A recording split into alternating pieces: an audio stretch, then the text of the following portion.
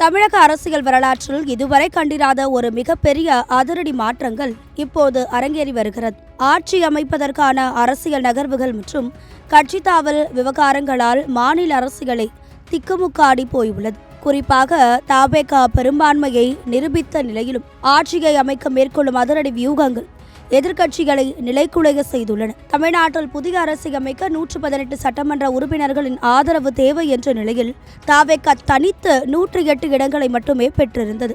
ஆனால் யாரும் எதிர்பார்க்காத திருப்பமாக திமுக கூட்டணியில் இருந்த காங்கிரஸ், இடதுசாரிகள் மற்றும் விசிக போன்ற கட்சிகள் விஜயின் தவேகவிற்கு ஆதரவளித்தது அரசியல் களத்தையே புரட்டி போட்டது. இதற்கிடையில் பிரதான எதிர்க்கட்சியான அதிமுகவில் எடப்பாடி பழனிசாமிக்கு எதிராக ஒரு மிகப்பெரிய உள்நாட்டு போரே வெடித்துள்ளது. கட்சியின் பொதுச் செயலாளர் இபிஎஸ்ஸின் உத்தரவை மீறி சி.வி. சண்முகம் மற்றும் வேலுமணி ஆகியோரின் ஆதரவாளர்களான 25 எம்எல்ஏக்கள் தவேக அரசுக்கு ஆதரவளிப்பதாக பகிரங்கமாக அறிவித்தது. அதிமுக கூடாரத்தையே அதிர வைத்தது. இதில் மரகதம் குமாரவேல், சத்யபாமா, ஜெயக்குமார் மற்றும் இசக்கி சுப்பையா ஆகிய 4 எம்எல்ஏக்கள் ஏற்கனவே தங்கள் பதவிகளை ராஜினாமா செய்துவிட்டு தவேகவில் இணைந்து விட்டனர். சபாநாயகர் ஜே.சி.டி. பிரபாகர் அவர்களின் ராஜினாமாவை உடனடியாக ஏற்றுக்கொண்டதோடு அந்த தொகுதிகள் காலியானதாகவும் அதிகாரப்பூர்வமாக அறிவித்துவிட்டார்.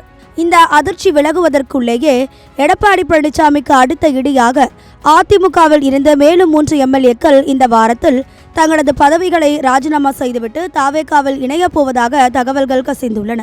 ஏற்கனவே அதிருப்தியில் இருந்த 21 எம்எல்ஏக்கள் கட்சி தாவல் தடை சட்டத்திற்கு பயந்து மீண்டும் எடப்பாடி பழனிசாமியிடம் மன்னிப்பு கடிதம் கொடுத்து சரணடைந்த நிலையில் தற்போது மீண்டும் 3 பேர் வெளியேற துடிப்பது அதிமுக தலைமைக்கு பெரும் தலைவலியை ஏற்படுத்தியுள்ளது. சி.வி. சண்முகம் மட்டும் இன்னும் மன்னிப்பு கடிதம் வழங்கவில்லை என்பதும் குறிப்பிடத்தக்கது. தன்னுடைய கட்சியை தற்காக்க எடப்பாடி பழனிசாமி இப்போது தீவிரமான சட்ட போராட்டத்தை தொடங்கியுள்ளார்.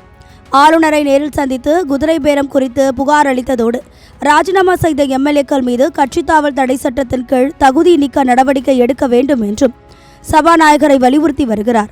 நீதிமன்றத்தில் வழக்கு தொடர்வதன் மூலம் துரோகிகளுக்கு முட்டுக்கட்டை போட அதிமுக சட்டப்பிரிவு தயாராகி வருகிறது. ஒருபுறம் ஆளுங்கட்சியின் அசுர வளர்ச்சி, மறுபுறம் பிரதான எதிர்க்கட்சியின் பிளவு என தமிழக அரசியல் களம் இப்போது உச்சகட்ட பதற்றத்தில் உள்ளது.